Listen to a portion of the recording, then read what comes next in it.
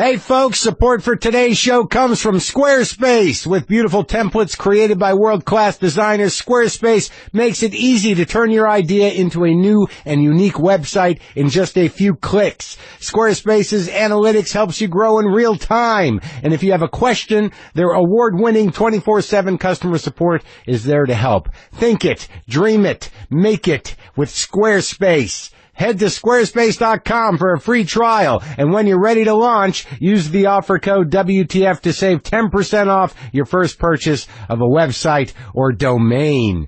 Yes. How does that sound? Let's do the show. Lock the gate!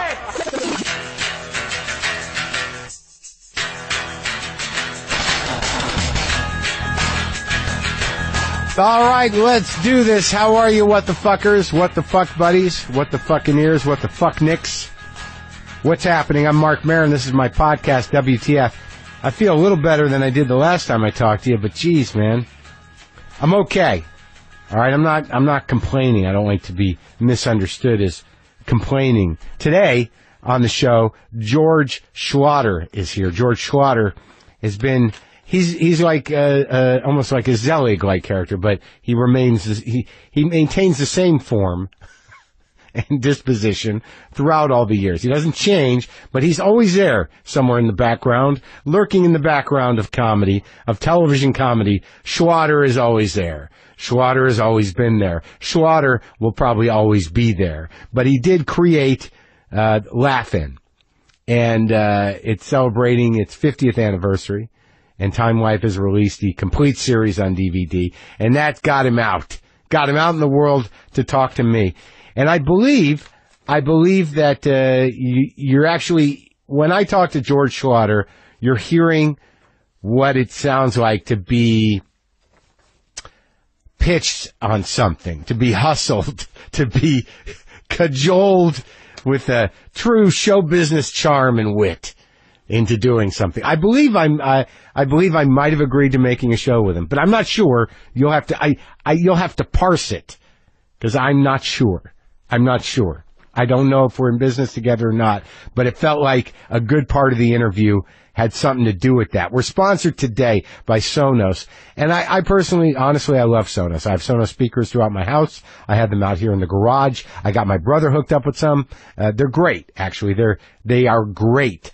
But Sonos wasn't satisfied giving me a great way to listen to music. They also improved how I watch TV thanks to Playbase. Everything sounds better on Playbase, the speaker system that adds dynamic, pulse-pounding sound to whatever's playing on your TV.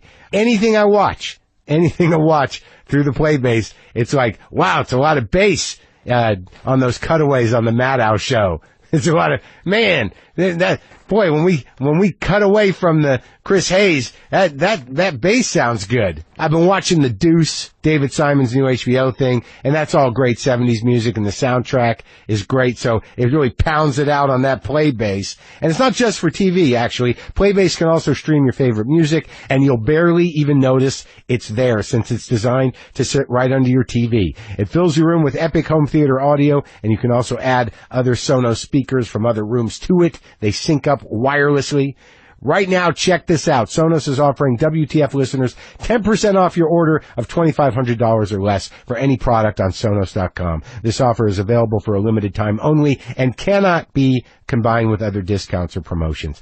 Just use the promo code WTF10 at Sonos.com. That's WTF and the number 10 at Sonos.com. Oh my God, I don't feel like I'm talking correctly. So I go back to the doc today, and I'm happy I have insurance and a doctor. Everybody should, and it should be affordable and reasonable. That's why you must push back on the repeal and replacers.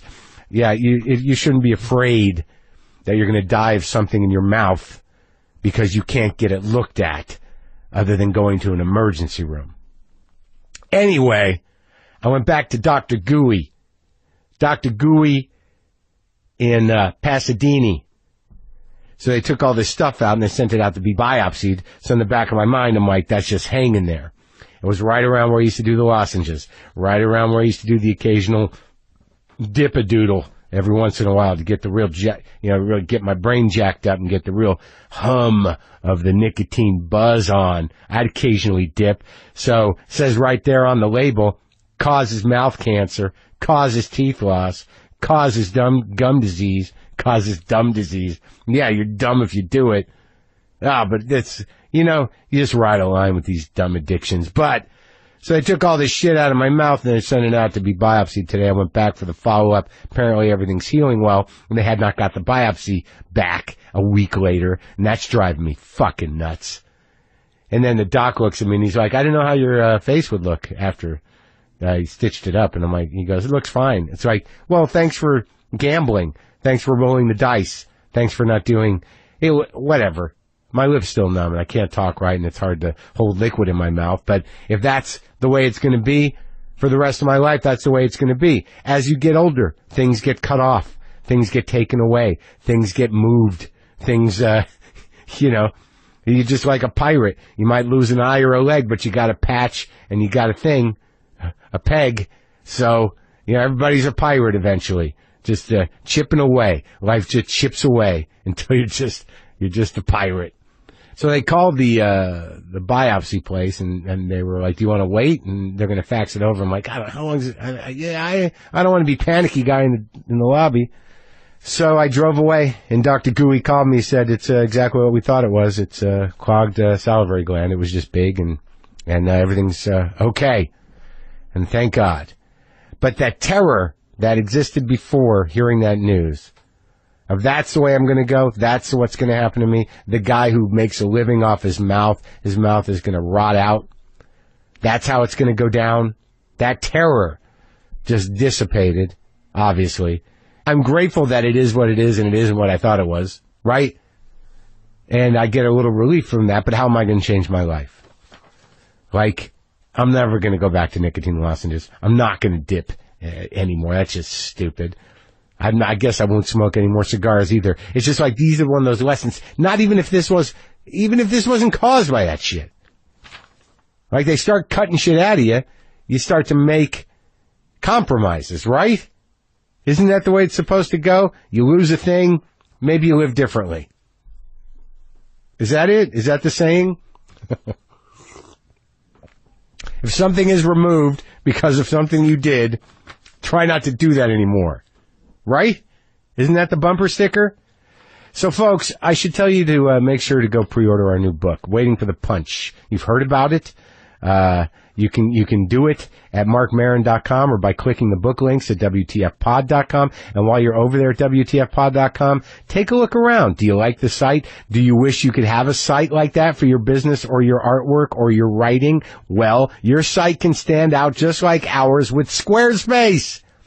With beautiful templates created by world-class designers, Squarespace makes it easy to turn your idea into a new and unique website. And not only will your site look great, it's super easy to use. We update WTFpod.com all the time, and we do it ourselves. We don't need to hire someone to run our web stuff. We do it all thanks to Squarespace. Not to mention everything is optimized for mobile right out of the gate. As soon as your site is done, it looks great on your phone. There's also 24/7 customer support and nothing to upgrade ever. Come on, people. A dream is just a great idea that doesn't have a website yet. Make it a reality with Squarespace. Head to squarespace.com for a free trial, and when you're ready to launch, use the offer code WTF to save 10% off your first purchase of a website or domain. That's squarespace.com, offer code WTF. So what's going on? Went over to the lot, to the sound stages, for Glow to do a fitting, to try on all my new wonderful 80s shirts for the upcoming season, and try on some new pants, say hello to the folks. Ran into Allison Brie. She's looking lean and mean. I mean, really. She's all muscle, that chick.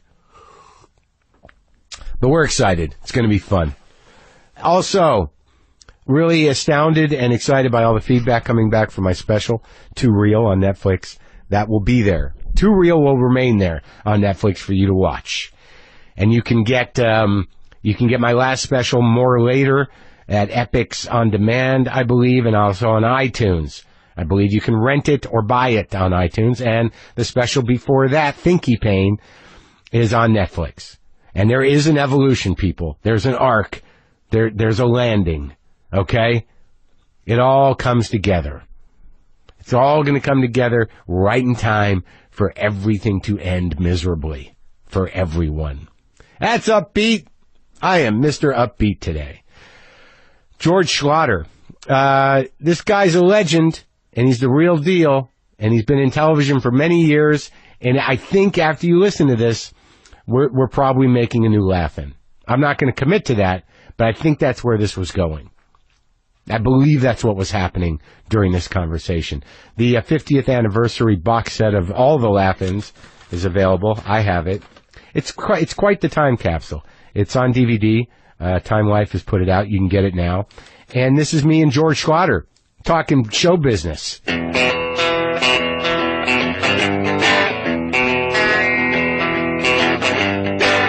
You know, in terms of like a joke junkie, and you don't feel like you can keep up, but we're talking about technology, but you're just saying in the power of the joke, is it diminished because there's so much shit going on?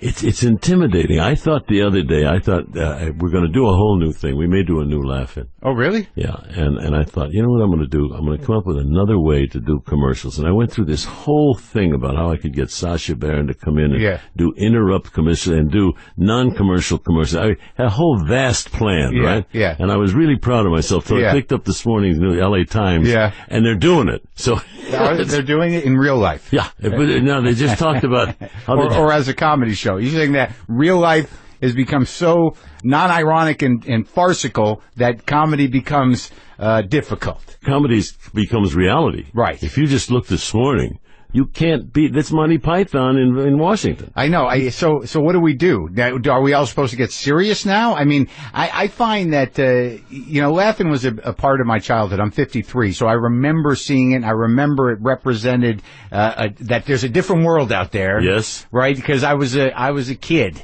I was what was it? What year? It was 1968 when we did the pilot. All right, so America is coming unglued. Yes. It's a fucking, blood in the streets, insanity. It's overdue to do it again. Vietnam is like at fever pitch. The country is turning on it. Yep. And it's coming unhinged. And then this comes out, and it's like it provides some satirical relief, but also some, like I imagine for that side of things, the left, it was sort of like, well, thank God at least we got a voice in show business. And the thing was, they never really understood what we were doing until it was too late. Because who didn't? The networks and the sponsors and so forth, And once we said it, then we went on to something else, and then they thought about it and said, wait a minute, what did they just say?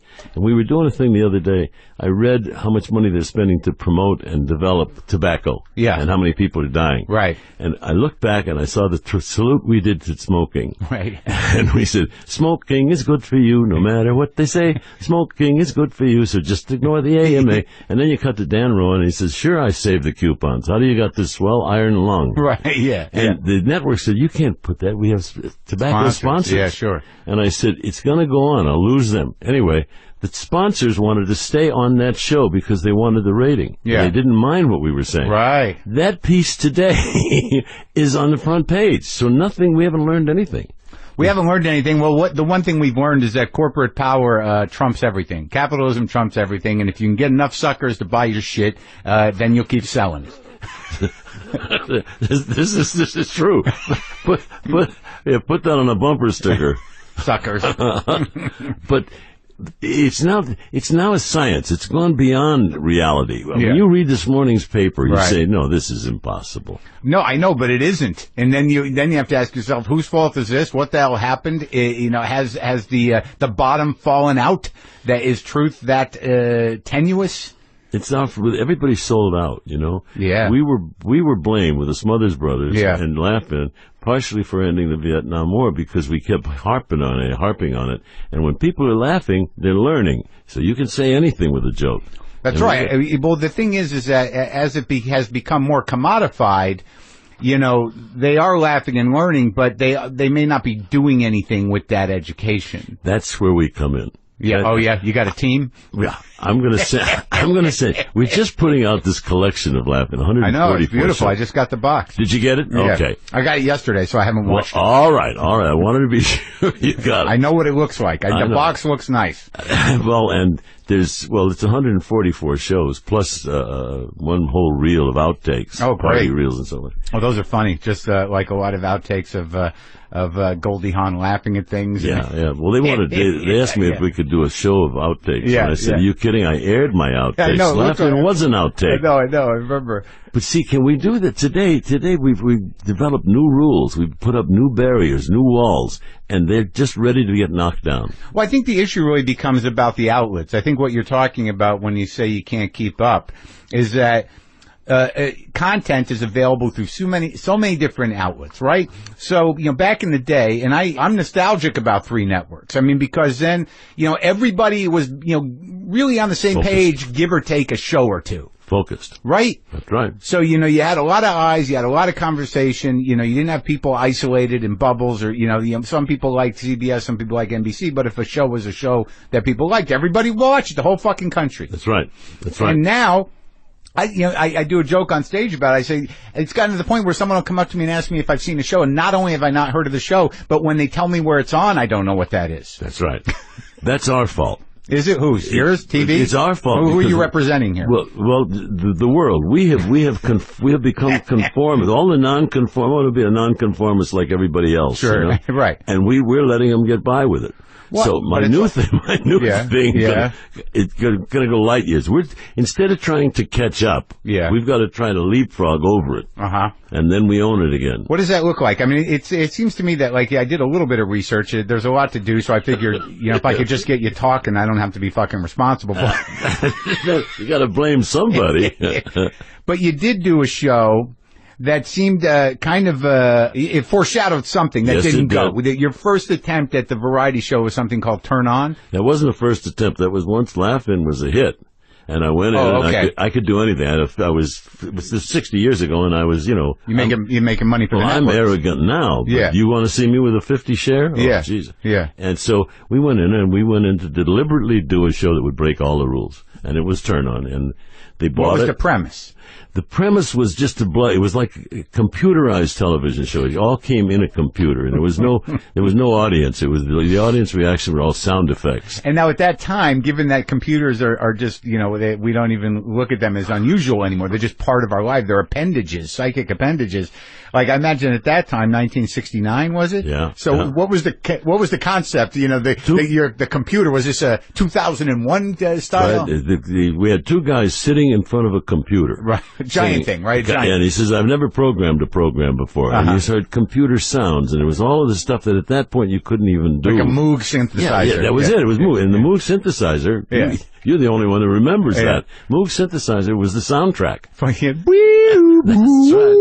That's right. Yeah. And there was like one guy that could play one of those. That's right. And so we scored the show. We scored the show with the Moog synthesizer. Yeah. And when they saw the pilot, they increased the buy. They went from 13 to 18. And it was Bristol Myers. Who was the star? Who was the cast? There was none. It was just all, the opening of the show was a little old lady on a motorcycle. She says, "Hi, boys and girls, time to turn on." And she gunned the motorcycle and went back through a wall. Always funny. That would be funny today, George. It's always funny. You put an old person on a vehicle. You heard a little old lady and you're a winner. But the thing was, there was a guy in Cleveland, some brain donor owned a station back there, and he wanted to keep Peyton Place on the air. And Turn On replaced Peyton Place. So he called all of the affiliates and said, "We can't allow this to happen." So he called the affiliates, and as the show aired in New York and came across the country, they were canceling it one station at a time. Was that a political move or just a guy that liked Peyton Place? Yeah, he liked Peyton Place, and he also did not like that this didn't have a political base. It had no base. What it was looking funny at everything. Right. And so anyway, it was canceled by the time it got to California. And I had told him, I said, let's put it on the air, and then I'll back off a little bit, and we'll do a thing about it being canceled. I laid it all out. The only thing was it came true. Oh, so it didn't even air really. What, air one episode? No, it aired one episode in New York, and by the time it got to California, it had been canceled. And it was we had Tim Conway trying to commit suicide, and it had a nun trying to break into a vending machine that said the pill on it. I mean, there were things that would be problems. How is that not political? Well, it was. You sought to piss off exactly who you pissed off. Well, yeah. But no, I definitely appreciate that. But it seems to me that the programmer, who had the syndicated stations, was like, fuck these hippies. But see, anger is one of the emotions that's okay to stimulate. I got no problem with it, but I'm just wondering. You make a living on it. What do you mean? But I'm just wondering if I'm just trying to cite whether or not the reason it didn't have a life was because of conservative forces. Yeah, and it was because this one guy, and it was pretty shocking. But I said we'd back off the next week. There was no next week. That was it. But one of my proudest accomplishments. But Laughing was still on, so you didn't get Laughing was still on. Laughing was still on. Laughing got a 50 share. We were getting. That doesn't even. Those words aren't even said anymore. Right, no one knows what that is, and those. It's like the Henry Ford shit. Like when did that happen? Well, yeah, and see. I was there. Arrogant today is trying to say fuck on the air. Yeah.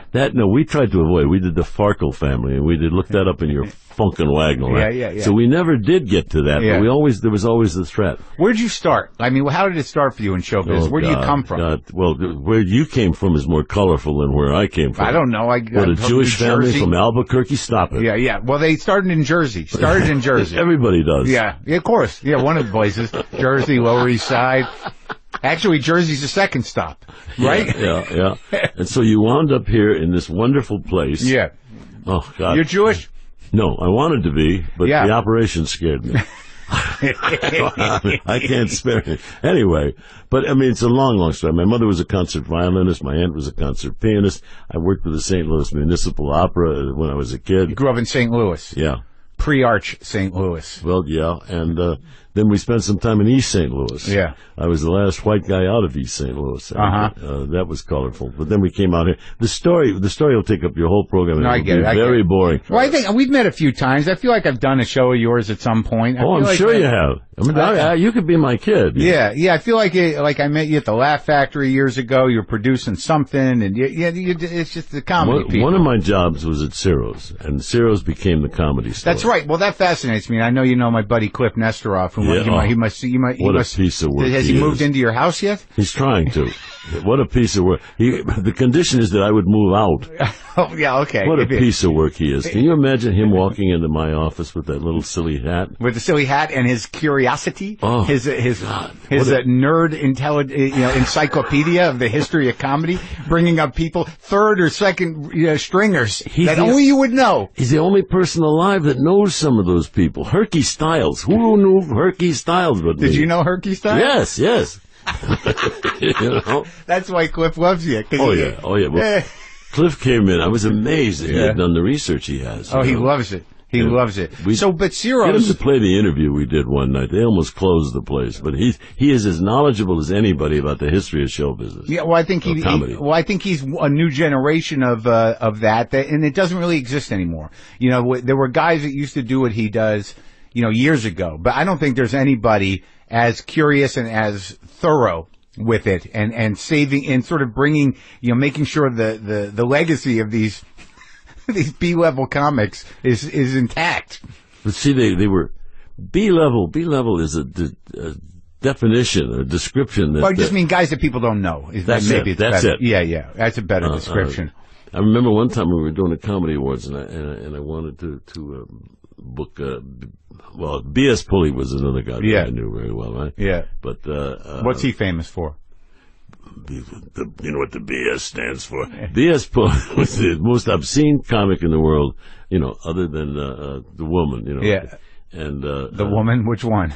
Oh God, I'll tell you in a minute. Okay. See, the memory's the third thing to go. Yeah, sure. Yeah. That's sad. It should be the first. I know it's not, unfortunately. First thing went twice. By the way, I'm having a hell of a good time in here. Oh, I like this little environment. Not too hot? No. Oh, I was trying to way out here. I was trying to figure out how to move you into town. Yeah? But it would be pointless. No, I don't want to go This back. only works here. It is. Yeah, you gotta take the full trip. Mm-hmm. BS Pulley. B.S. Pulley, and, well, their Mom's Mabley was Right, in that's there, it, you that's know, right, and yeah. Belle Barth was the other one. Yeah. B.S. Pulley and Belle Barth worked one night together at the Macombo on the Sunset Strip. Yeah. The most obscene language you ever heard in your life. Yeah. But he was funny. Yeah. You know. Yeah. Anyway. But that existed, and people don't know about that guy.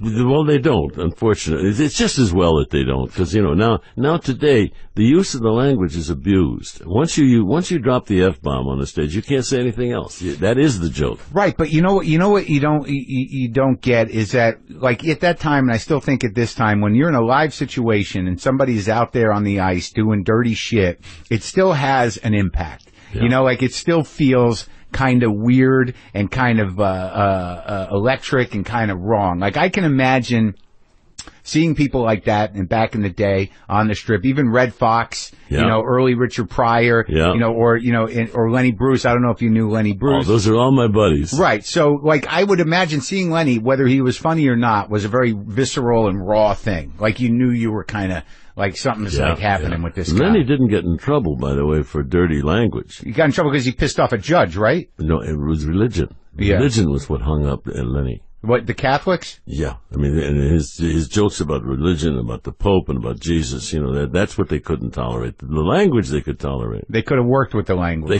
could have worked with the language. Lay off of Jesus. If he had just left God alone, he'd still be around. But did you know him, like, through the transition? Did you know him before he... A little bit, yeah. I didn't know him real well. Yeah. But I was working at Ciro's and Crescendo. And what year was that, when you were at Ciro's? It must have been right before it became nothing. Like, wasn't there a period there it was just empty in a rent space? No, it was the best club. I mean, it was the but after that, then what happened was the business changed. Yeah. And so I convinced the owner to turn the main room into a restaurant and take that little room in back and turn it into a little nightclub, a little place. That became the Ciroette Room. Right. And the opening show was Diane Carroll and Jimmy Comack. Doing what? Doing comedy. And just as that little room. In the original room. Yeah. That's the original room now, before the Comedy Store became the Comedy Store. Yeah, and the front room was a restaurant. Front room used to be Ciro's. The big room. Yeah. The main room. Martin and Lewis and Danny Thomas and everybody worked. What year were you there, managing it? Must have been 52, something like that. And who were the headlining acts? Martin and Lewis, Danny Thomas, you know, all of them.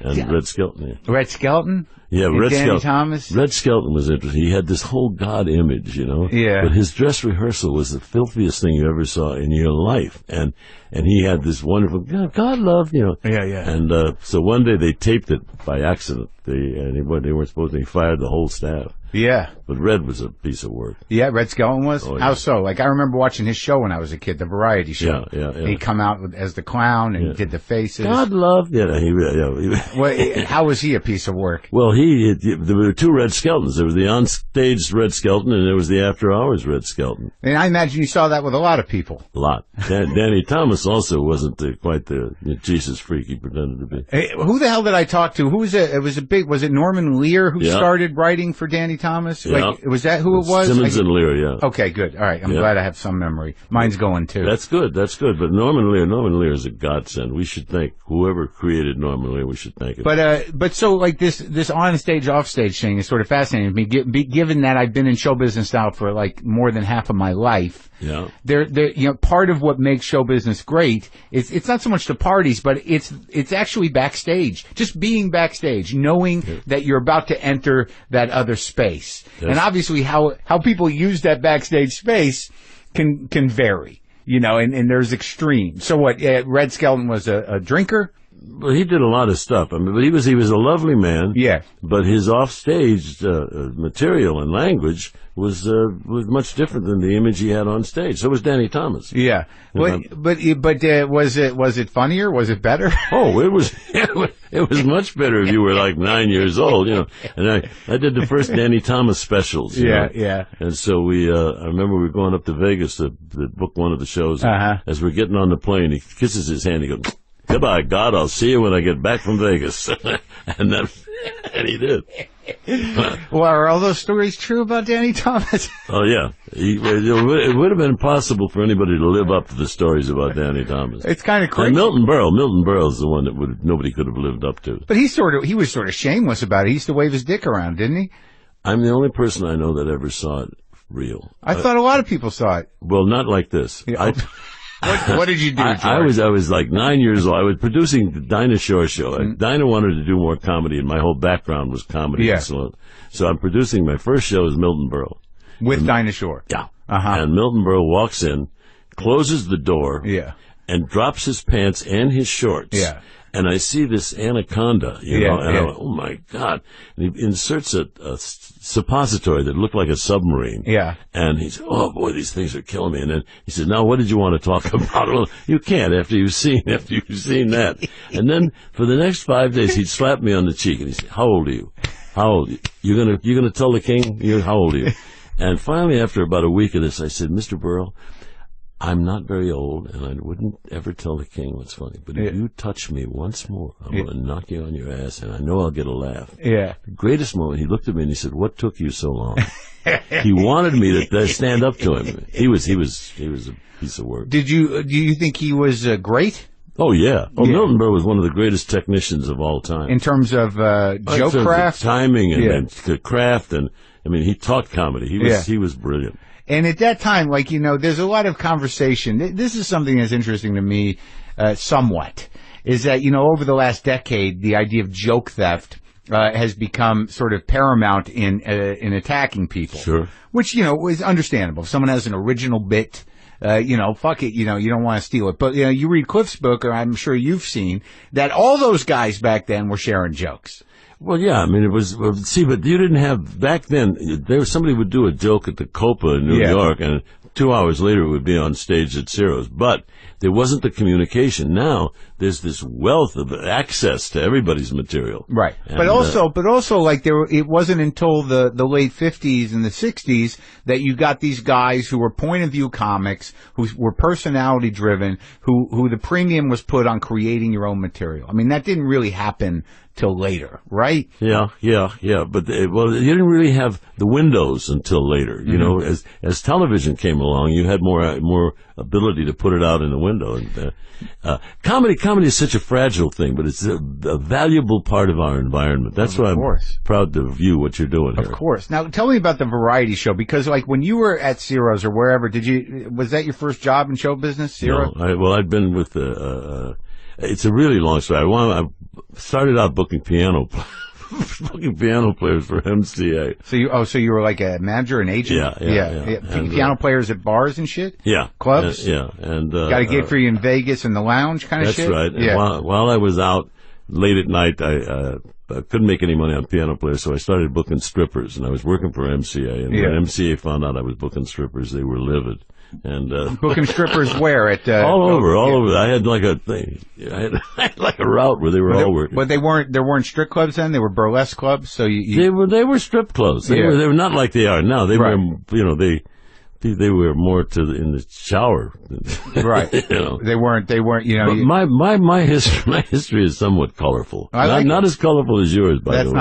That's not true. Yours is much more colorful. You're older than me, and you were here when it was a small, dirty world. And I'm still here. Yes. And guess what? What?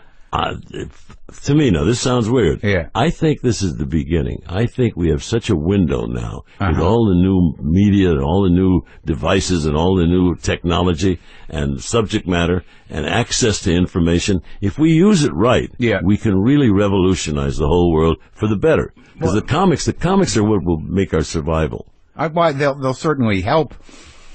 There's got to be some check. I think they're functioning as a pretty good check on power, you know, but it is, again, the fragmented media landscape. I don't know. I want to believe you.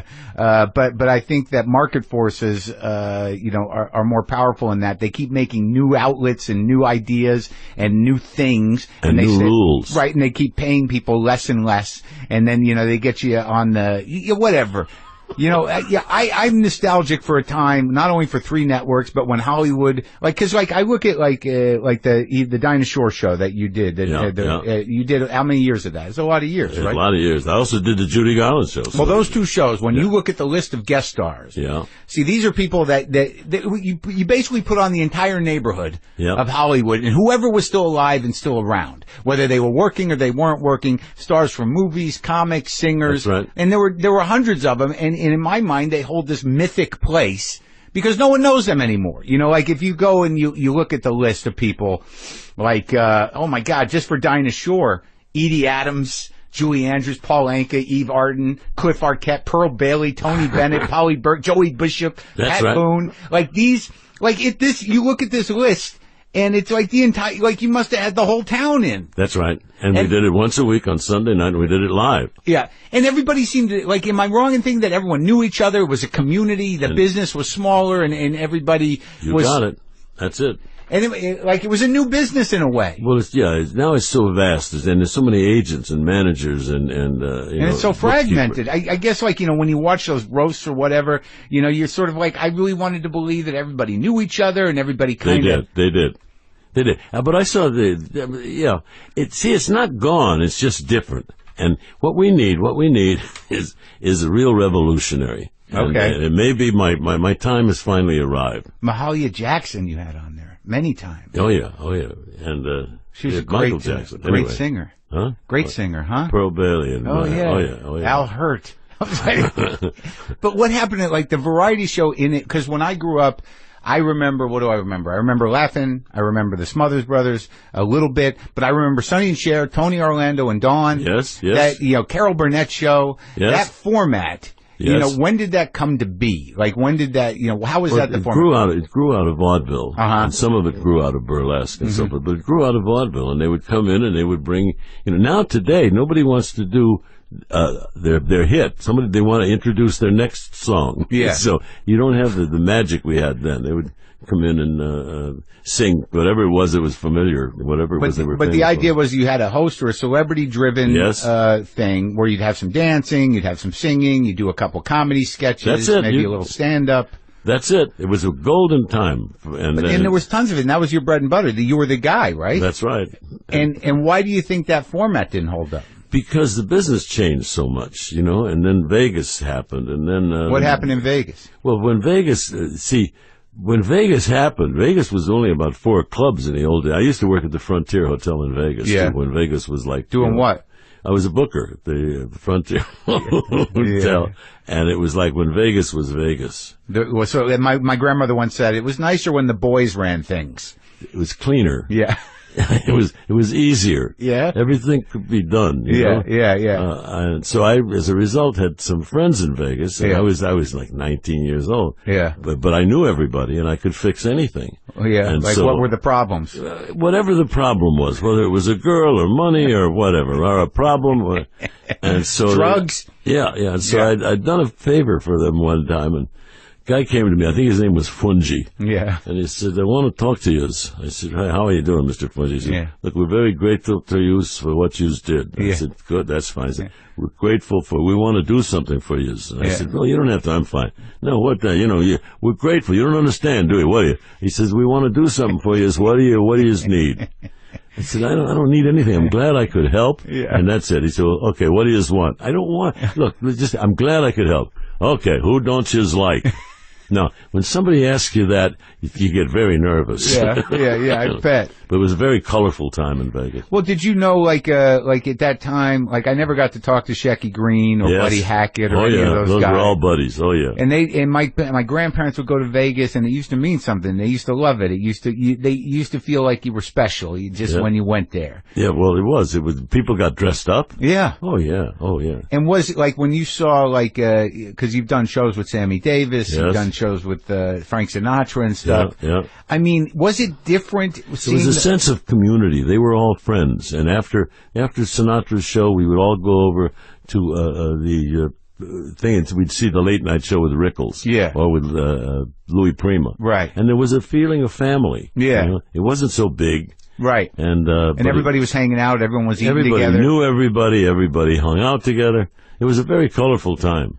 And was Shecky as crazy as everyone says? Yeah. Oh, yeah. Well, Shecky's big thing is he said that Frank Sinatra saved his life. Yeah, right. I love that. I love that. Enough. Go ahead, tell it. But it was like he had done something and they were beating up on him, right? Yeah, yeah. And so Frank walked in and he said, "That's enough." That's enough, fellas. Saved his life. Shecky is still one of the funniest people in the world. I know. I wanted to interview him. Why not? Why didn't you do it? Because he was mad at Cliff. Why? That's a crazy story. Well, you could get mad at Cliff. There's a whole list of reasons why you could get. He's a pest. Well, not only that, but he's so damn accurate. Yeah. Well, that's the thing. And I say pest with love, but like I had read a piece that Cliff wrote on Shecky, and it was all about the driving the car into the fountain, the fights with Hackett. This is all true, right? And, it reminded me, I wanted to go out, take a drive out and interview Shecky Greene. I was doing a lot of the old guys and I thought that would be great, right? And I read the article and I asked, and I emailed the website, Shecky Greene's website. It looked like it hadn't been touched in a decade. It hadn't. And right. So I email info at Shecky Greene yeah. And about a week later I get an email back. It says, Shecky will do your show. This is his phone number. Don't tell anybody. Don't give his number out. Like, who the hell's asking me for Shecky Greene's number? That's right. So I forget about it, and then a few months later, I call the number, and it's like, hello? And I'm like, I'm looking for Shecky Greene. He's like, who's this? I said, I'm Marc Maron. I emailed you about a podcast. It's like a radio show. I thought, you were interested in being interviews. I'm not doing any more interviews. No more interviews. I don't know where the fuck that guy got that stuff. Like, he's going off. And I just happen to know there was only one thing he could be talking about, and that's right. Cliff's piece. Yeah. So I said, I don't know anything about that. He goes, where did he get his fucking information? Where did he get that fucking information? Probably from Shecky. Well, here's the thing. He says he didn't say nothing about the charities, nothing, right? So he's yelling at me, and I go, look, all right, well, okay, I understand. Let me see if I can just figure out what's going on here, right? So I'd never met Cliff before, and I'd never talked to him. Yeah. And this is the first exchange. Maybe I emailed him He's once. a lovely guy. No, I love him. I had him in here. I talked to him all the time. So I emailed Cliff. I say, look, I just talked to Shecky Greene. He's furious. And he wants to know where the hell you got that information. And I shoot that email off, and 2 seconds later, email comes back and says, he told me. That's right. Absolutely right. And it was all true. Of course. Driving the car into the fountain, it was all true. I think these guys get concerned about their legacy. Like, it's like, okay, I did this crazy shit, but I also did this other shit to balance it out. Yeah. It's that same thing you're talking about off stage and on stage, is that, they're monsters, they get known as monsters, but, they want balance.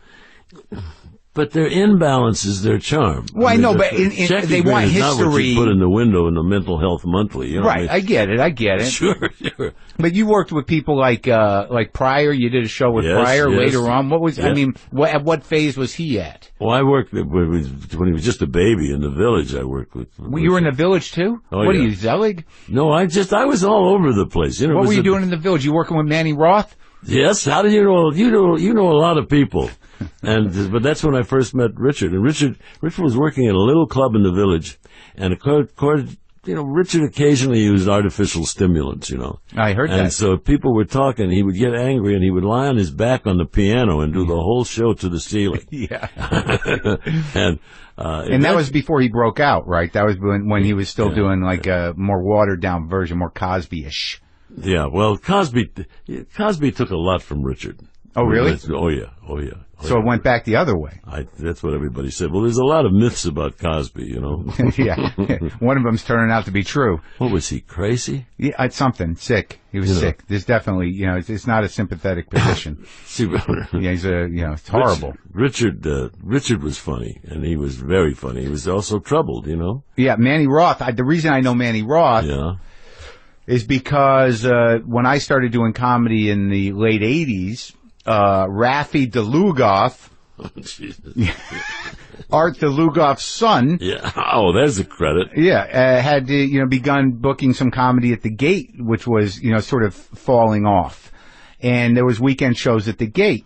And Manny Roth, I don't know what his affiliation was, but he was hanging around, and he was in his 80s probably, and he, said he always used to say I was Richard Pryor's first manager. I owned the Cafe Wa originally and whatever else he did. So he was just one of those guys I met when I started out who was this old timer. But he was the real deal, right? Yeah. And you knew all those guys. Oh, I worked with all of those guys. And I mean, and I enjoyed them, and of course Red Fox, I did Red Fox's first time on network television. I think he might be one of the funniest people that ever lived. Is one of the funny, also one of the meanest. Yeah? Yeah, oh yeah. Did you ever hear the thing he did on the Grand Wizard?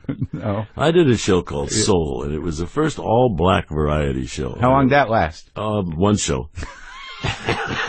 What year was that? Oh, it was around maybe 70-something. Why the fuck didn't that take? Well, it was, well, you'll know.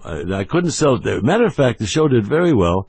They ran it, and the network didn't buy it as a series because they said they couldn't cancel it because the reaction was so intense. Yeah. Red Fox did a thing. What do I wish for the Grand Wizard? I wish for the Grand Wizard a 5-car accident with no survivors and a fire, and the fire hydrants froze over from Nome to Nova Scotia, and the Grand Wizard be in the fire, and the Grand Wizard, they put the Grand Wizard, bury the Grand Wizard in a plain brown box, and possums crawling around looking for something strange to eat, and made a Lord strike the Grand Wizard with a bolt of lightning through the heart.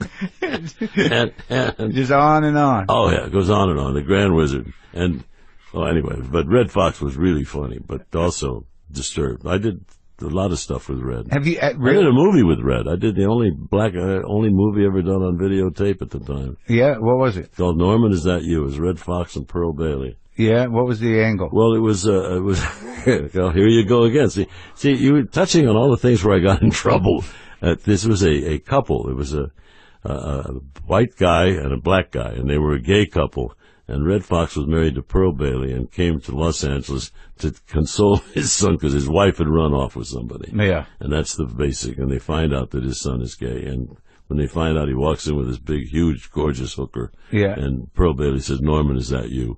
But it was really funny. But the reaction was so intense, they thought they could never. It was a film? Yeah. It was a film done on videotape. It was the first movie done on What year was that?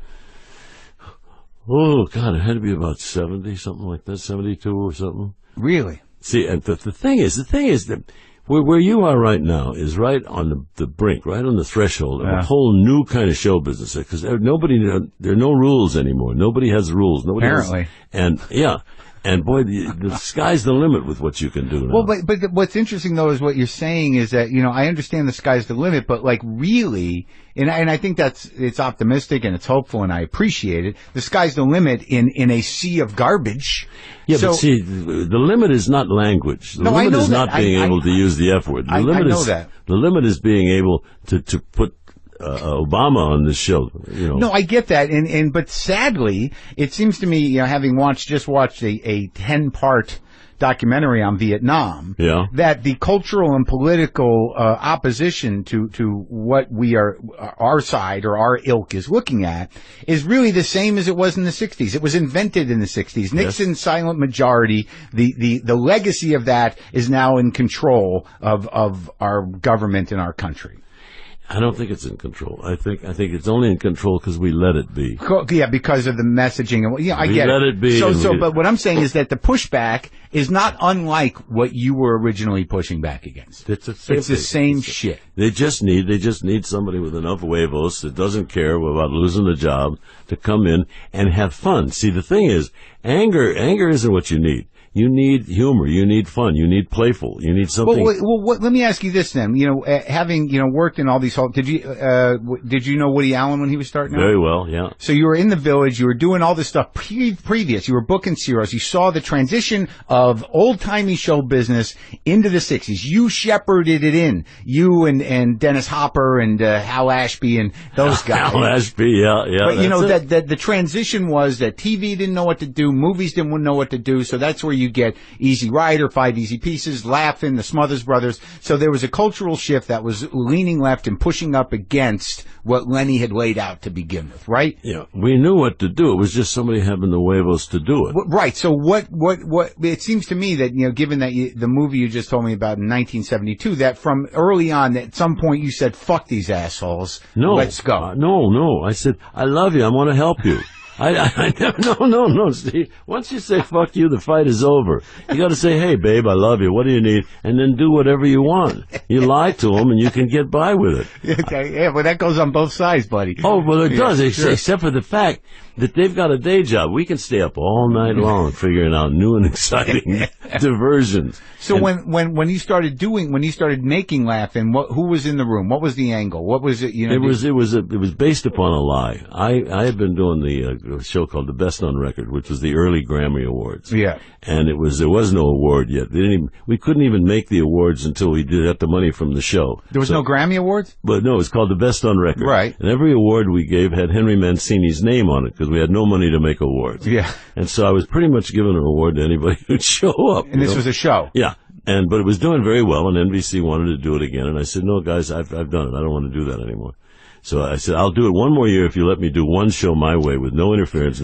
So they said, okay. So just backing up a little bit. So basically your hustle and your thing in show business up to that point was creating these, yearly or monthly, but not just the variety shows, the weeklies, but that's right. You found that there was a racket in special shows. Yeah. And that you could do it yearly or bi-yearly and make some money and be entertaining and not risk a lot in the sense that it's not every a great word, because I would do anything I could sell. Right. So it was a racket. Right. Well, I mean, you're one of the great racketeers and raconteurs of show business, right? Yeah, that's it. So that, that was how, and the beautiful thing about those things is if they hit, it's sort of like, we'll do another one next year and you're a genius. Well, what happened is they agreed to let me do one show my way with no interference, no notes, no rules. NBC. Yeah. And so we came in with this show, and they said it was totally different. When they saw the pilot of this thing, and they went crazy, they said, what is this? This is no television show. 68? Yeah, this was 68. Yeah. And but I had made a deal with them where I could do one show my way, and they didn't have anything to put on after the Miss America contest. Yeah. And so they put this in just because they had nothing else to put on. But they were convinced it was a disaster, and they said, you're going to have to slow it down. So I said, okay. And so I took some more time out and tightened it up a little. Yeah. And then they looked at it. And they laughed, and I said, well, you laughed, and the audience is smarter than you. So anyhow, they put it on, and it got a pretty good reaction, no rating or anything. But when they saw it, they were angry. They said, what the hell is this? This is no television show. Nothing makes sense. You say, we'll be right back, and then you come right back. I said, and so I said, yeah. They said, well, it doesn't make sense. I said, no, you don't understand. The newest thing on the continent, they call it comedy verte. I made it up. Yeah. Comedy verte. We never heard of that. I said, see how new it is? So it was comedy verte. And they put it on and promoted it as comedy verte. You look it up. You can't find it anywhere. But I mean, it makes sense. Yeah. That you're doing things that happen in the moment on television. That's right, but it didn't make sense then because the whole thing was, my wife was so, Yeah. And so then it did well, and then they put it on as a series because they had nothing else, and it cost nothing. The show was nobody on the show had never heard of it. Who created it? I did. With Rowan and Martin? No, Rowan and Martin. See, the show was designed as just a happening, just with comics coming in. Now, what blew your mind in the 60s? Did you take some acid? Did you go to San Francisco? What are you calling it a happening? Where are you getting that? Well, it was just, I was bored.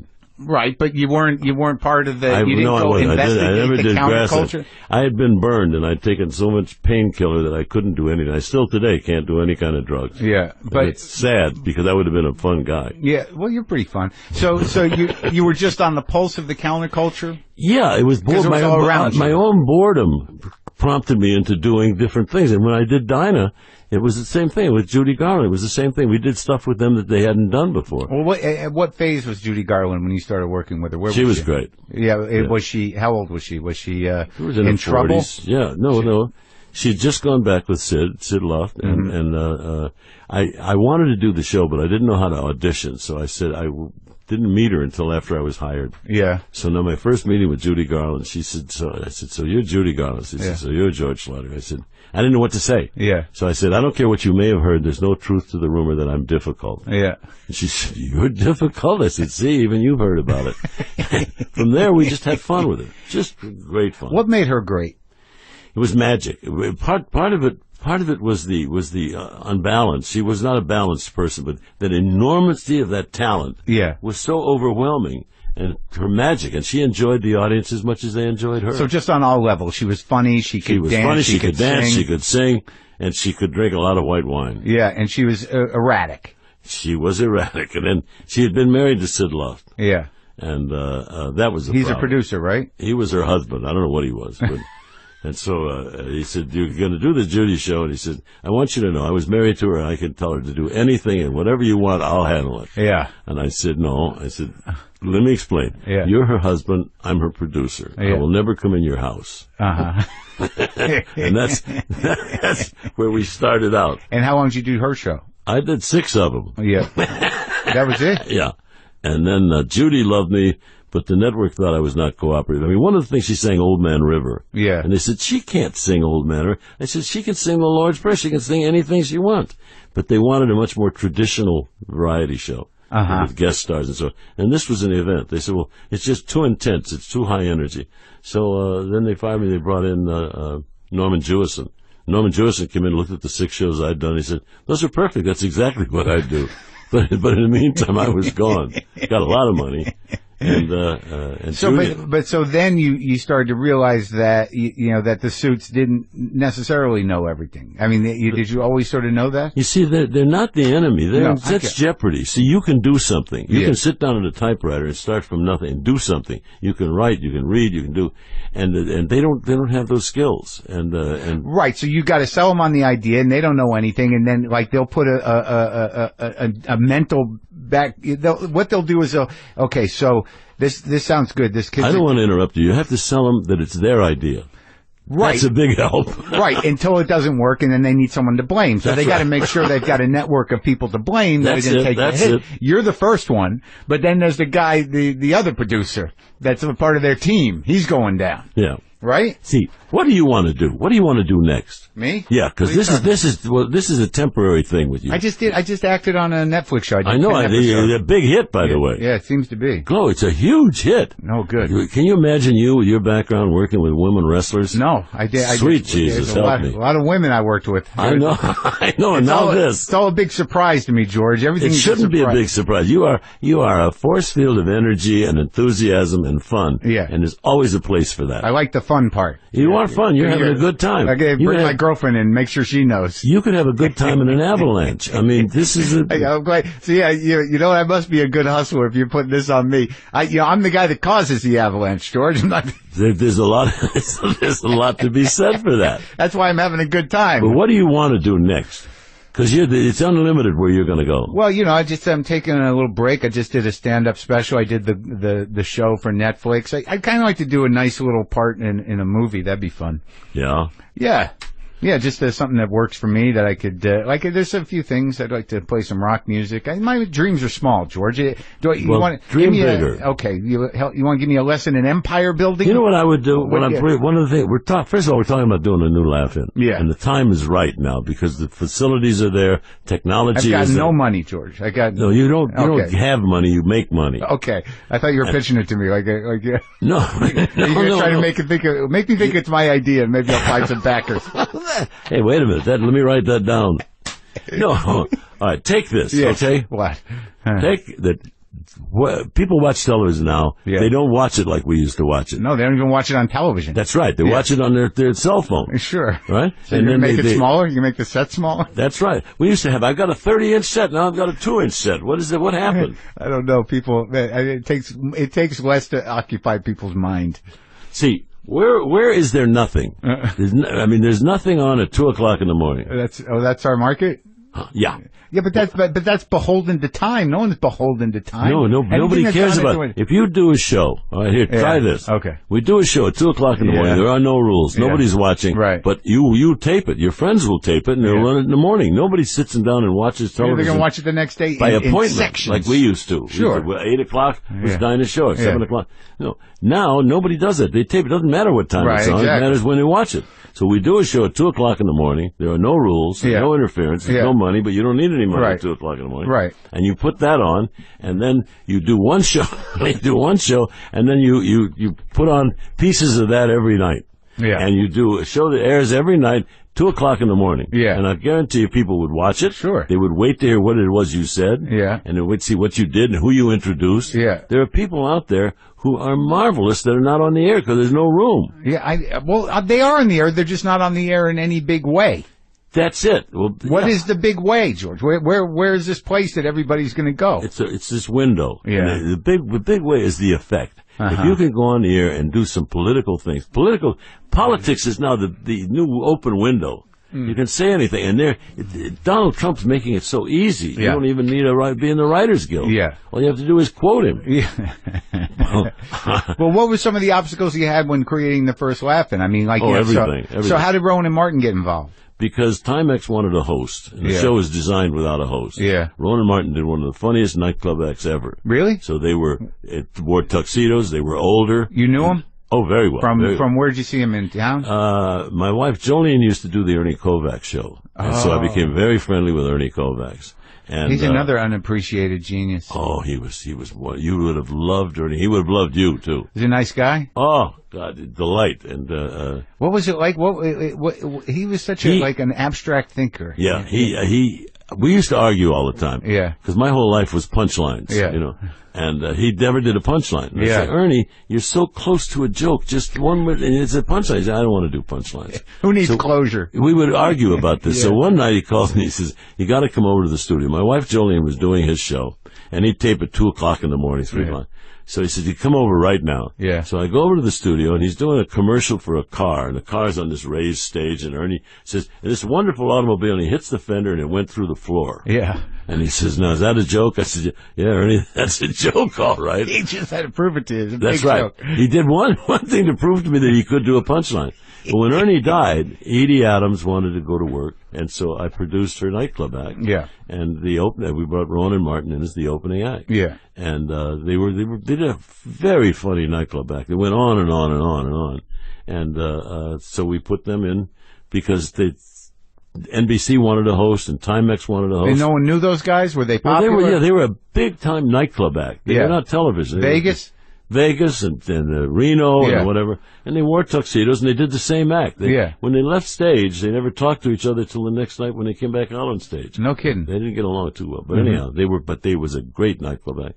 So we put them in and they would come in and they would do whatever it was they did. And, then they went on and on and on because Laugh-In was very staccato. Yeah. So we would tape them. Then I brought in Gary Owens. Gary, did you know Gary? The announcer, yeah. Yeah. Oh, yeah, I remember him from. Yeah, I can see his face even. Yeah, and he one day I'm in the men's room of the smokehouse, and he says, "Why, George? Good evening." I said, "Whoa, wow!" He said, "The acoustics." And I said, "Gary, that's wonderful. That's what I want you to do." He said, "What?" Put your thumb in your ear and say later that same evening. Yeah. And he said, "That's a job." I said, "It's a job." So that's what Gary's job was. Rowan Martin would be talking and talking. He'd say, was he a classic announcer? That was his. He was a radio announcer. But he loved joke line. Yeah. And he would say later that same evening when we would cut out 8 minutes of talk and we'd be right back and go to the cocktail party. Yeah. And Rowan and Martin worked because they were older. Yeah. Dan was very straight. Dick was silly. Yeah. And Dan was a hell of an actor, by the way. So that was interesting. So what you were able to do with that is sort of link the two culture, youth culture, and what was before. So they appeared conservative in looks, and their age was the right age for the audience. Yet they were sort of at odds with the entire cast. Well, Dick went back and forth between the crazies and Dan. Yeah. Dan was straight. Dan did a character that I love. He did General Bull Wright. Yeah. And he General Bull Wright here. He said, smoke him if you've got him. He said, and he said, while we were fooling around with this little war in Southeast Asia, we need a big war. What this country needs is an annual war. He was a war freak. Yeah. And we put him on espousing what the right was saying anyhow. Right? Yeah. And they loved him because he was saying their message, and we loved him because it was anti-war. Right. So it cut both ways. That's right. So, but then it worked. It worked because NBC had nothing to put on opposite Lucille Ball and Gunsmoke. They were the number 1 and 2 shows. And so we put it on at 8 o'clock Monday night. There was no way to get a rating. Yeah. And we put it on, and about the 4th show, Sammy came down the hall, and we were fooling around with an actor who used to be Pigmeat Markham in the old days. Sammy Davis Jr. Sammy Davis. Here comes the judge. So I said, Sam, that's what we've got to do. So he came in 2 o'clock in the morning, and we taped him going down the hall in a white wig. Here come the judge. Well, we put that into the next show. Just dropped it in. Here come the judge. It didn't have to make sense. It was Sammy in a white wig. And we put it on, and the next week, about 3 days later, after the show had aired, the Supreme Court justices came in and sat down on the bench, and as they came in the room, somebody in the audience said, "Here come the judge," and the entire courtroom cracked up, because the judges didn't get a lot of laughs. They get them now, but they didn't get them then. So it landed. Yeah, and then everybody said, "Here come the judge." Didn't you have Pigmeat on the show, too? Yeah. We dug him up. Yeah. Man. Yeah. So, but see, what would happen is anything that was funny. Yeah. We had Digby Wolf and on one side, and then we had Paul Keyes, who was Nixon's closest friend, on the other, and he was to the right of right, you know. These are writers? Yeah. Yeah. And but Digby was brilliant. Digby had been with the Goon Show and the Running, Jumping, Standing Still. Digby was. How many writers are on the show? At that point, about 12. Now, was it true that, in talking to people about the SNL lore, that, that you guys would write it one place and then they'd deliver the scripts and you'd shoot it somewhere else, or were the writers on set? Where do you get this stuff? I'm not sure. The writers were in the beautiful Toluca Capri Motel. And there were a group of people who were outcasts. One of them had been a professor of political science in Bemidji, Wisconsin. Yeah. Another one was a hopeless junkie, another drunk. But they were funny, and they were. How'd you find them? Just found them. How'd I find you? This is an accident. Yeah. You're just wandering the neighborhood. And where's my car? Am I in Beverly Hills? And people that made me laugh. Yeah. And looked at material. One of them was Don Rio, who's a big writer today. Big producer. And we would bring them in, and then Digby Wolf would have these meetings, and they would sit down and they would write. It was just a vast amount of material we needed. Yeah. And they would come in and do it, and then we'd put it on stage and tape it. How'd you find the cast? Who were the original players? Artie Johnson was selling clothes at Carol's, and they did voices. Yeah. And he came over to the house one Easter morning, dressed as a German, and he was the Easter Nazi, and he was putting Easter eggs. And he was funny, but outrageous. That was the interesting. That's right. They used to bring in a linguist once a week to listen to what Artie had said to be sure it wasn't some foreign language. And then Ruth Buzzy had been with Dom DeLuise. And what was that? Were they a team? When they did Shagundala. And what is that? It was an act they did with a magician and Ruth Buzzy, who's one of the sweetest, most talented women. And she played the lady with the purse. That's right. Yeah. And then Joanne Worley. Sure. And Goldie, of course, walked in, and I said, she was a dancer. So I said, well, come in. She said, what am I going to do? I said, I don't have the slightest idea. Goldie on. But whatever you're going to do, we're going to get it wrong. Yeah. And she came in, and we never let her read. We're going to get it wrong. Yeah. Because that made her funny. We never let her rehearse. Goldie we never give her a script. No, Goldie, you'll be fine. And when she would do an introduction, and we would change the words just to screw her up, A delightful woman. And of course, then Lily was a godsend. Yeah. Where'd you find her? Lily Tomlin. I had seen her. She was auditioning for the Gary Moore Show. And, she was doing a tap dance with taps taped to the bottom of her, barefoot tap dance. And I just loved it, and I could never find her. What do you mean you could never find her? I could never, because where are you going to find? You go looking for a barefoot tap dancer. There weren't any, And so then I saw her do a thing on a show that she did, and it was a rubber freak. It was a woman who ate rubber, and she was a junkie for rubber, and she was cured. She went to the psychiatrist and knelt down to thank him and ate his galoshes. And I said, I must have this woman. So Lily came in. Nobody auditioned for Laughing. Yeah. They came in, and I said, I like that, and I hired her. And what a delightful experience. Like a circus. It was a circus, but it was a circus, and it was everybody having fun. But you also had, Richard Dawson was on there. Yes. And he went on to Hogan's Heroes, and the other guy from Hogan's Heroes too, right? Larry Hovis. Yeah, Larry Hovis. And we did a thing with Larry Hovis one night, and he said, today, I can't remember. I have to think about it, because it was like it was the first successful transplant of a liver, was transferred from Larry Oz. Yeah. So liver transplant. We're off to see the wonderful liver of Oz. And that was it. Oh yeah, and that was the bit. That was the bit. And Larry was brilliant. And Henry Gibson, of course, who was sort of like a unique. Larry guy. Came. Henry came in with the poetry. Did a poem and a backflip. I remember the poetry. He did a poem and a backflip, and I loved him. Yeah, and so Joanne Worley I hired on the phone. And that voice, I said, this is a wonderful. With that laugh. Yeah. Yeah. It's so weird because, like, I remember seeing this too young. Like, what was I? I was, like, 7 years old, 6 years old. And my parents would watch it. And it was all those quick cutaways. They out of nowhere. You watched one show. Your parents watched another. You saw the girls, the bikinis, and the trapdoors, and the water. Well, I got a kick out of, Ruth Buzzy and the Nazi. And, no, I got it. I got, what was... But there were jokes there you didn't get. Of but course. You didn't have to. The color and everything. Oh, Your parents saw a different show. And everybody's sort of swinging around. I remember everyone sort of dancing in and out of things. Let me ask you. Is that true? Should I do another one? Yeah. Who would you cast? I'm thinking about it.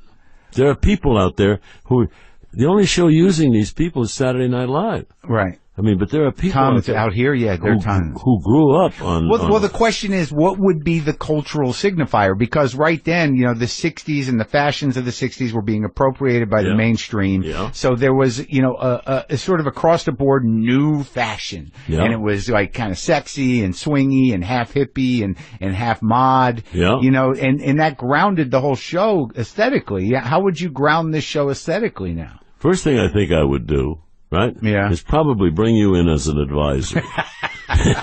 because what I just said. First of all, you're crazy and you are a little bit weird. Yeah. But you are tuned into the culture. A little bit. Yeah.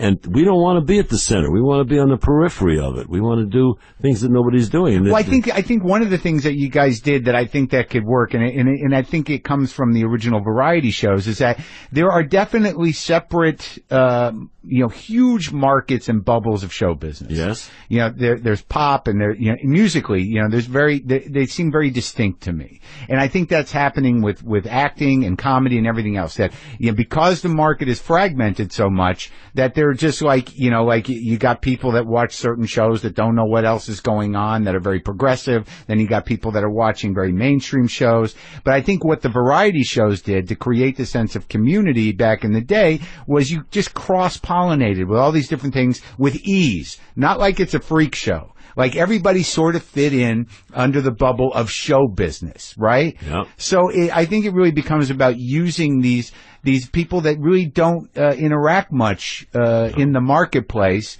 to do these fun things. And finding a way to piss them all off equally.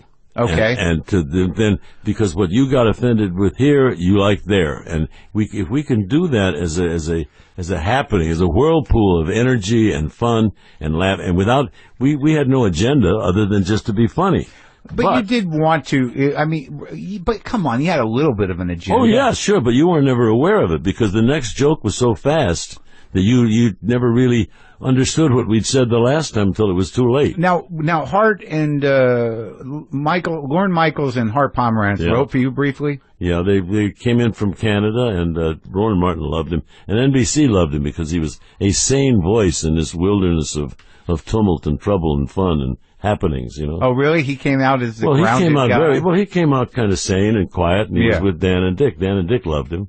And so what do you mean, like he's a good politician? He schmoozed. He was great. I wasn't. Mm-hmm. Do you think that his experience with you influenced? Sure it did. But then he went on to New York and he did this show. And let's face it, man, 40 years on the air, that's a record, man. Sure, and he did it. And it started out as a variety show, with a floating host. And then he did the news, which is what we did. Yeah. And he did. God love him. He's done a whole thing about reactivating late night television or creating late night television. Now, when you do these other gigs that you do, you still do the Comedy Awards? No, I stopped because it just got too. It wasn't that much. The sitcoms were all about sex, and the variety shows. It was a bad time, So now we may do it again. Too broad.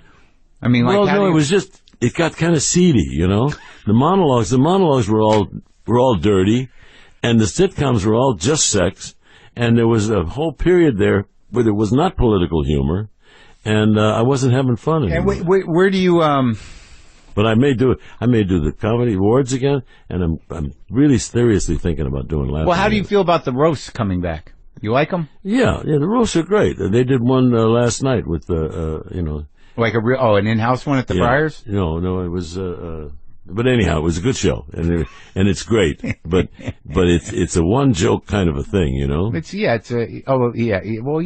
shitting on a guy. Yeah. But the world out there, first of all, technically we can do so much more. Research-wise, we have access to more information and very quickly. And the audience is there with nothing to do. They've got this vast prairie of available entertainment, but there's no focus. And I like the idea of doing something with the pace of Laugh-In, yes. with what we have now, production-wise. I think that one of the things that made Laugh-In interesting was that there was a tremendous pace to it, but it all happened in real time. And the other thing is there's a new breed out there. There's these people working on the internet. What is this? I would come in here with a camera. There's a new arena out there, and we're not really taking advantage of it. Yeah, but I know, but I think that the show would have to be live. I think that's one of the... You can never do it live. No, not live on camera, but live to tape. Like, I think that... You know what I mean? Like, you don't want to start showing clips, and you don't want it to be real people. You did real people. Yes. I think that sort of started something. Yes, the reality television was the first one. And that did well for you, huh? Very well. We did 145 of those. That paid the mortgage. I mean, I've been very lucky. I've gotten fired a lot. I think Byron Allen's still on TV. Is he? I think so. God somewhere. He's always like, all of a sudden you get a call. It's like Byron Allen wants you to do a show. He's like, he's got a show? And you go out to some hangar somewhere. That's right. Yeah. That's right. And then charge you for parking. Yeah, exactly. But, I forget what it's called. Byron Allen. I love Byron. He was on, he did a Carson show, and I saw him, and I said, this kid is good. We didn't have any black, and we didn't have any young. Yeah. So we hired him to come in. He was like 16, 17 years old. Really? And so we brought him in, and so I hired him to do some shows. We had an ex-Green Beret producer, Bob Long. He was, and Bob Long, I sent him out with him, and Bob Long calls me, he says, we're going to kill him. I said, what, Bob? He said, he's having them carry his things. He won't come on until we're ready to shoot. He's talking about the Byron Allen T-shirts. He said, we're going to kill him. So I said, he's thinking big. Yeah. So I said, Byron, I went to a meeting. He said, well, I'm not of it. Yes, you are. Come in now. Yeah. So Byron came in, and I said, Byron, you understand.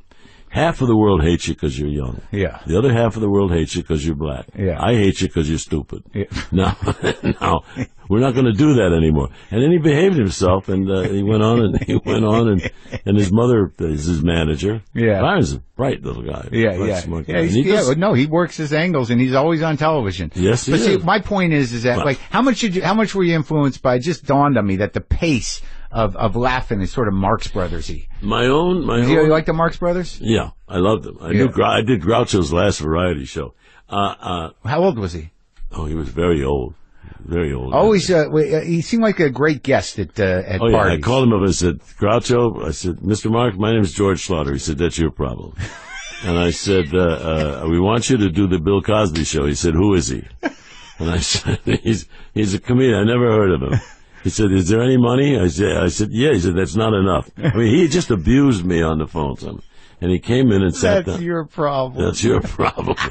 And he was delightful. Oh, God. But my Groucho Marx stories go on and on and on. Oh, that's so funny. See, what I'm worried about is we've now become nonconformists like everybody else. I mean, there's a world, there's a new horizon out there with the technology, with the subject matter, with the acceptability of. Do you like what SNL's doing right now?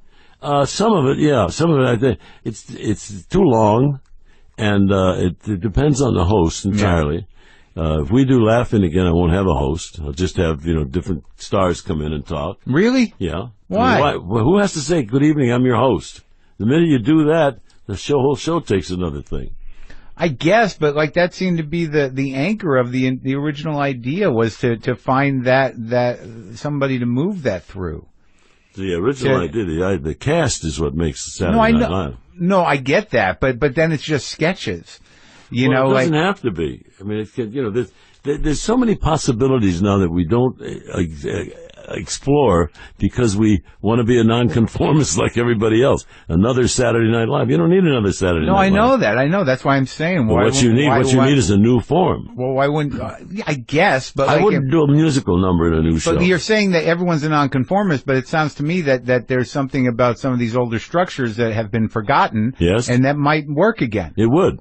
It would. If you took But today's... the no host idea, I don't understand that. I don't know who the host would be, but it would seem... I don't either. Huh. The first thing I would do would not be who's going to be the host. The cast is what made Laugh-In. Of course. Yes, but like the hosts, given their dynamic, sort of functioned as this strange straight man, even though they had their own... Does it have to? No. Okay. But I haven't seen that in a while. Why? Have you? Yeah, because everything is host. Who's going to be the host? Well, no, what do you mean? Tell me a hosted variety show that isn't a talk show. Well, yeah, go on. There aren't any. That's right. So it's time. And now you tell me you don't want to host. It's time for a new show that breaks all the rules. When I do another Laugh-In... There are no rules to break. That's right. But so we conform to the non-rules. When I do a new Laugh-In, it won't have a host. Hurt my brain. No, it would be good for you. I would like. Matter of fact, I will drag your sorry ass in there to do it because you have the proper outrage and the proper awareness of what's going on in the culture. Yeah. Kinda. No, you do. You're super hip. You were hip when the rest of the world was still hip. No, so, yeah. I'm curious. I mean, I'm thinking about Laugh-In and how exciting it was. Yeah, it would be again. It would be more now. Yeah, because now you have access to the news. There's a lot of characters around, dude. There definitely is a lot of characters around. That's right. Why not? Why give that time to a host who's already famous and not give it to somebody else? Who's you just have them there to anchor the thing. Why? Because then it just floats. And that's it.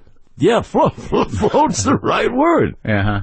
I mean, you're making me feel like it's my idea. You're doing it. I can feel it happening. I know. I get all excited when I talk about coming out and doing another one. We're talking about the success. Who are you talking about it to? Well, Time Life had this. That's still a thing. Time Life. What are they?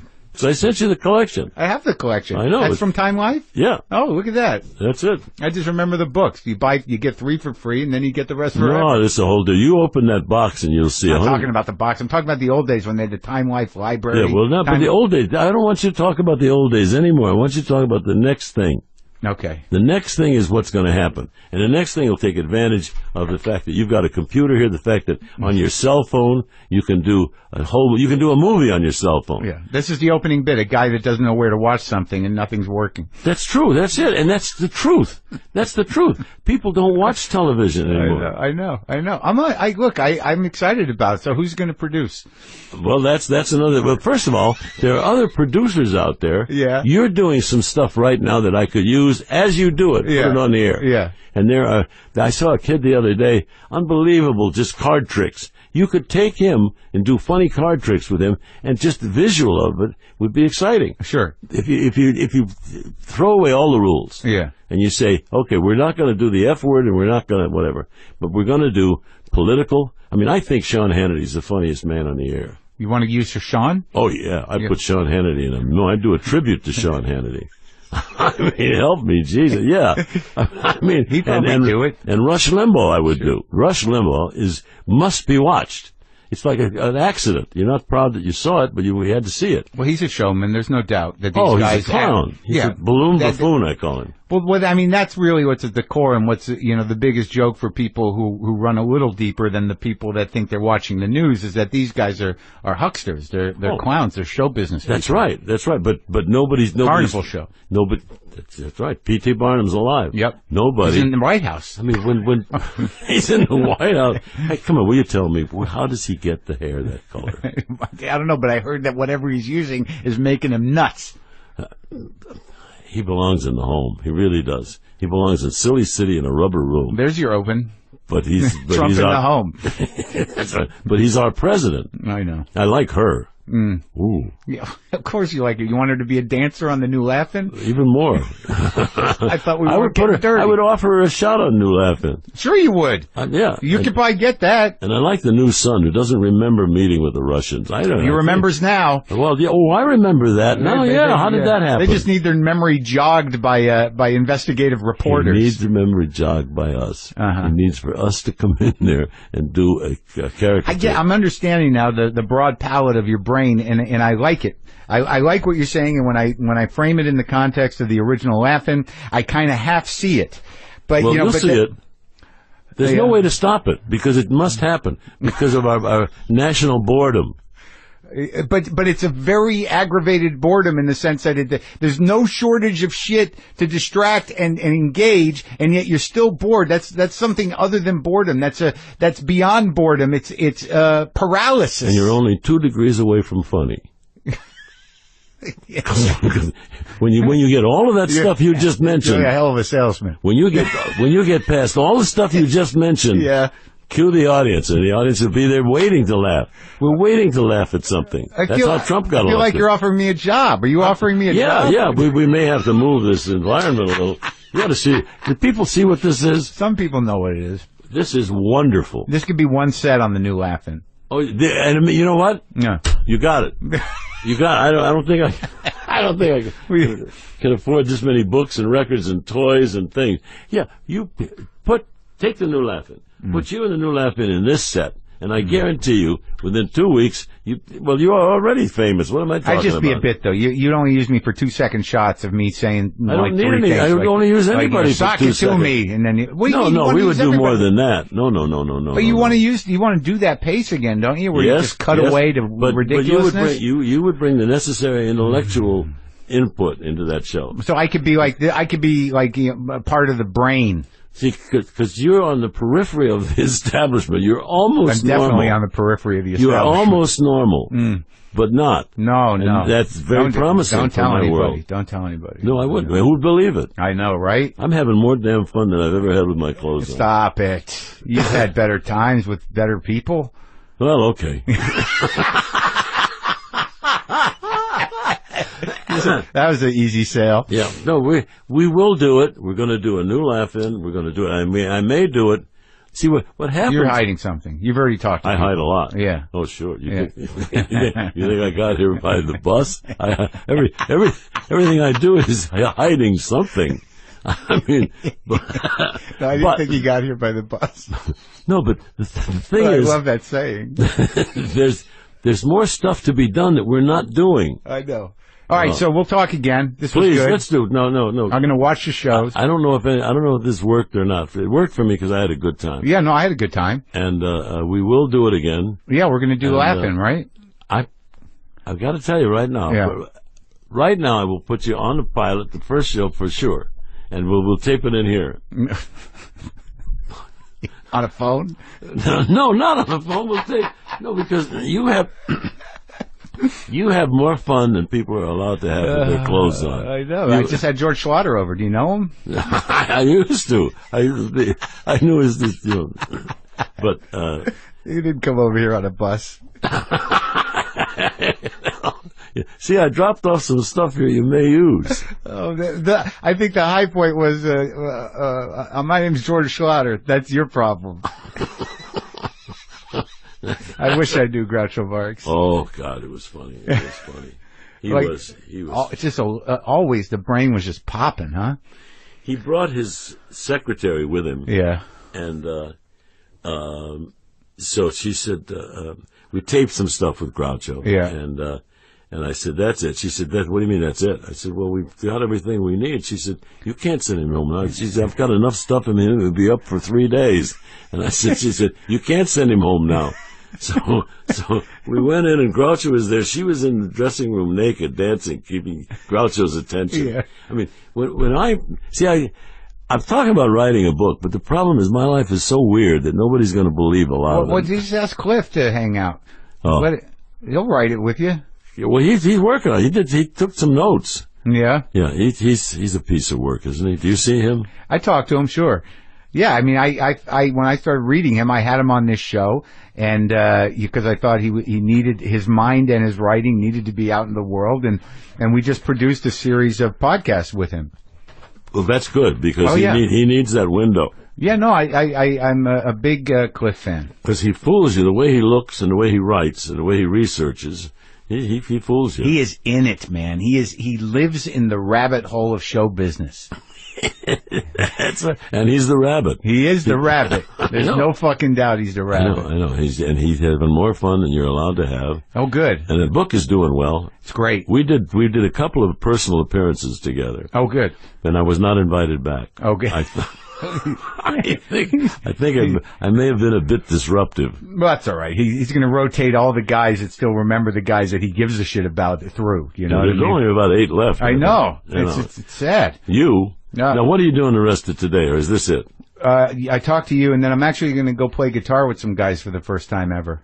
I've always wanted to play Their with first time or your first time? Well, I mean, I don't, I like to play, and I never, get together with guys to play, so I'm going to go try it. Is that your guitar there? No, that's a thing. That's an old guitar that I keep in here, and sometimes people pick it up. I'm not going to do that. No, I know. I used to play clarinet. It's not going to sound good. And it was funny, though, because I played it upside down. No, you didn't. What? You did not play it upside down. I know, that was a silly thing to say. That I wish I hadn't said. So, George. But now I've lost your respect. Not at all. Not at all. You didn't come here on the bus. They can't all be zircons, Zircon. No. That's the tag for the new laughing.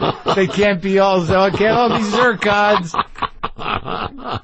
All right, we'll talk again. I've got a lot more trivia waiting for our next appearance. Okay, buddy. Baby, this was fun. It was.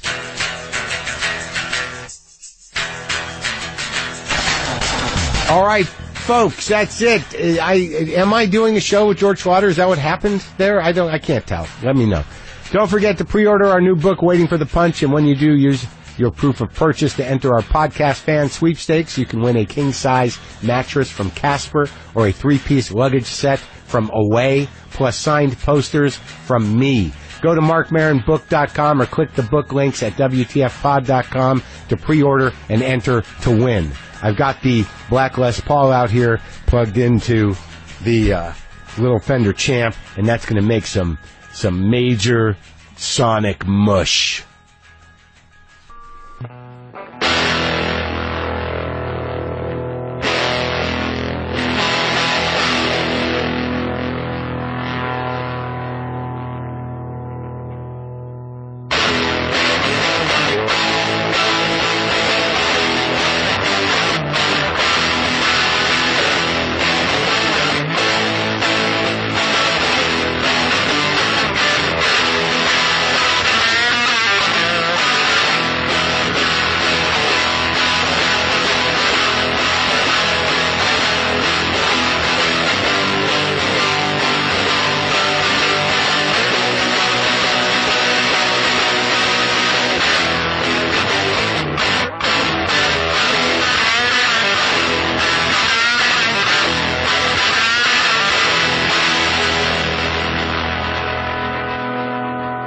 Boomer lives! Yeah. 10 at Sonos.com.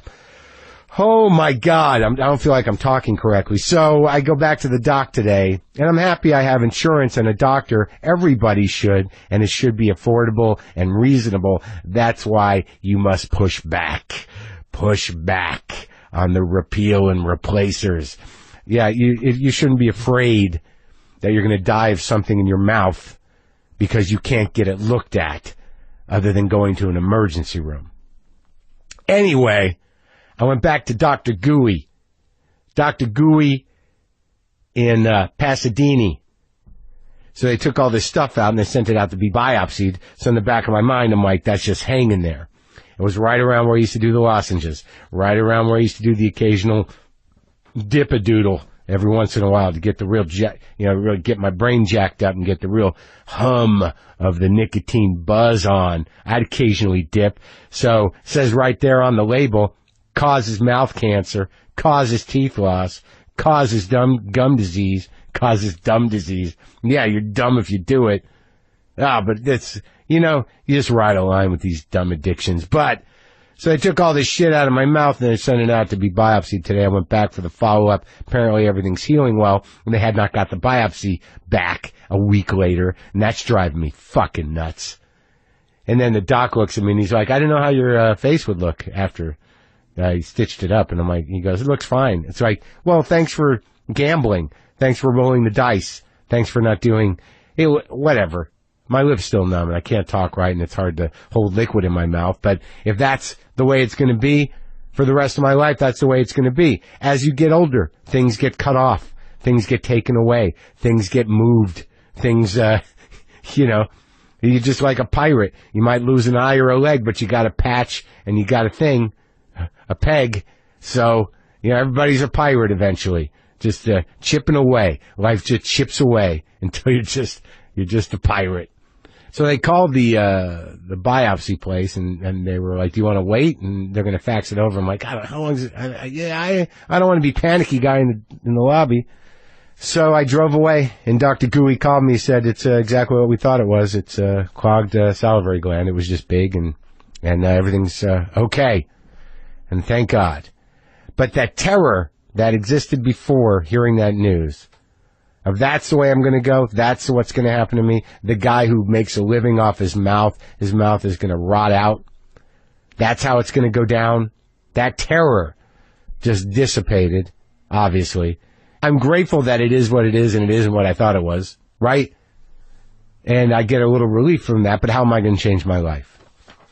Like, I'm never going to go back to nicotine lozenges. I'm not going to dip anymore. That's just stupid. I guess I won't smoke any more cigars either. It's just like these are one of those lessons. Not even if this wasn't caused by that shit. Like they start cutting shit out of you, you start to make compromises, right? Isn't that the way it's supposed to go? You lose a thing, maybe you live differently. Is that it? Is that the saying? If something is removed because of something you did, try not to do that anymore. Right? Isn't that the bumper sticker? So, folks, I should tell you to make sure to go pre-order our new book, Waiting for the Punch. You've heard about it. You can do it at marcmaron.com or by clicking the book links at WTFpod.com. And while you're over there at WTFpod.com, take a look around. Do you like the site? Do you wish you could have a site like that for your business or your artwork or your writing? Well, you're hearing what it sounds like to be pitched on something, to be hustled, to be cajoled with a true show business charm and wit into doing something. I believe I might have agreed to making a show with him, but I'm not sure. You'll have to parse it, because I'm not sure. I don't know if we're in business together or not, but it felt like a good part of the interview had something to do with that. We're sponsored today by Sonos, and I personally, honestly, I love Sonos. I have Sonos speakers throughout my house. I have them out here in the garage. I got my brother hooked up with some. They're great, actually. They are great. But Sonos wasn't satisfied giving me a great way to listen to music. They also improved how I watch TV thanks to Playbase. Everything sounds better on Playbase, the speaker system that adds dynamic, pulse-pounding sound to whatever's playing on your TV. Anything I watch through the Playbase, it's like, wow, it's a lot of bass on those cutaways on the Maddow show. It's a lot of, man, boy, when we cut away from the Chris Hayes, that bass sounds good. I've been watching The Deuce, David Simon's new HBO thing, and that's all great 70s music, and the soundtrack is great, so it really pounds it out on that Playbase. And it's not just for TV, actually. Playbase can also stream your favorite music, and you'll barely even notice it's there, since it's designed to sit right under your TV. It fills your room with epic home theater audio, and you can also add other Sonos speakers from other rooms to it. They sync up wirelessly.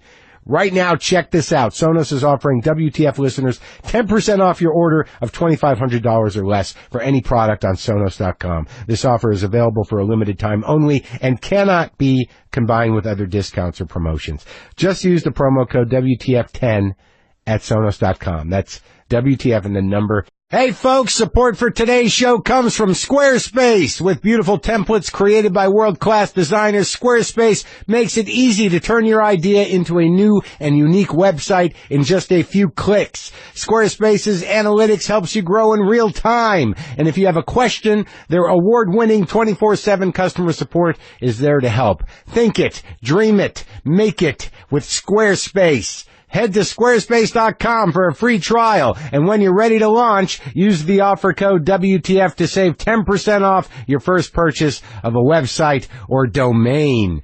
Yes. How does that sound? Let's do the show. Lock the gate!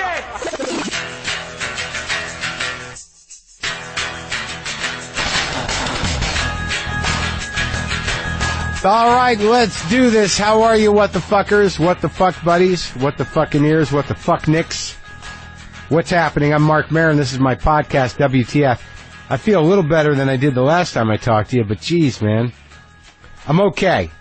All right, I'm not complaining. I don't like to be misunderstood as complaining. Today on the show, George Schlatter is here. George Schlatter has been he's like almost like a Zelig-like character, but he maintains the same form and disposition throughout all the years. He doesn't change, but he's always there somewhere in the background, lurking in the background of comedy, of television comedy. Schlatter is always there. Schlatter has always been there. Schlatter will probably always be there. But he did create Laugh-In, and it's celebrating its 50th anniversary, and Time Life has released the complete series on DVD, and that got him out in the world to talk to me. And I believe that you're actually, when I talk to George Schlatter, site can stand out just like ours with Squarespace. With beautiful templates created by world-class designers, Squarespace makes it easy to turn your idea into a new and unique website. And not only will your site look great, it's super easy to use. We update WTFpod.com all the time, and we do it ourselves. We don't need to hire someone to run our web stuff. We do it all thanks to Squarespace. Not to mention everything is optimized for mobile right out of the gate. As soon as your site is done, it looks great on your phone. There's also 24/7 customer support and nothing to upgrade ever. Come on, people. A dream is just a great idea that doesn't have a website yet. Make it a reality with Squarespace. Head to squarespace.com for a free trial, and when you're ready to launch, use the offer code WTF to save 10% off your first purchase of a website or domain. That's squarespace.com, offer code WTF. So what's going on? Went over to the lot, to the sound stages, for Glow, to do a fitting, to try on all my new wonderful 80s shirts for the upcoming season, and try on some new pants, say hello to the folks. Ran into Allison Brie. She's looking lean and mean. I mean, really. She's all muscle, that chick. But we're excited. It's going to be fun. Also, really astounded and excited by all the feedback coming back from my special, Too Real, on Netflix. That will be there. Too Real will remain there on Netflix for you to watch. And you can get my last special, More Later, at Epix On Demand, I believe, and also on iTunes. I believe you can rent it or buy it on iTunes. And the special before that, Thinky Pain, is on Netflix. And there is an evolution, people. There's an arc.